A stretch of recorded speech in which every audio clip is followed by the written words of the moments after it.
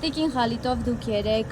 հարց ու պատասխան ունեցաք Նիկոլ Փաշինյանի հետ, ինչը մեծ ուշադրության արժանացավ քաղաքացիների մոտ։ Կասեք ի վերջո ձեր հարցին Նիկոլ Փաշինյանը կոնկրետ պատասխանեց, թե ոչ։ Պատասխանեմ, այո, երեք հարցը տվեցի պարոն Փաշինյանին,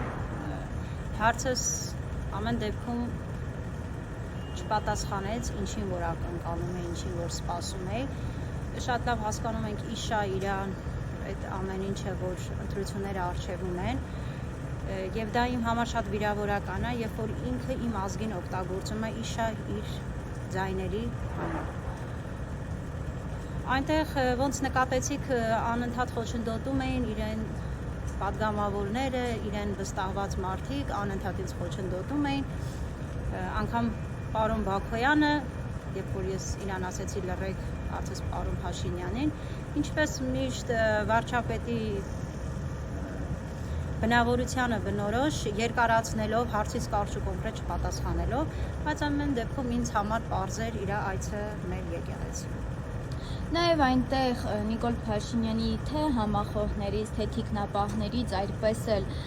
հայտնի չդարձավ, բայց ինչ-որ մեկը ձեզ եզդիերենով ինչ-որ բան էր հասկացնում, ինչ-որ բան էր ասում, կարող եք ասել, ինչ էր դա նշանակում։ Այո, այդտեղ ինձ ասում էին, որ լռեք, դուք կին եք, ինչ եք ուզում, մարդը հարկ է եկել է, անընդհատ խոչընդոտում են, որ իմ հարցերը ինչ որ ունեմ տալու չտամ պարոն Փաշինյանին։ Դե միանշանակ ինչքան որ կարողացա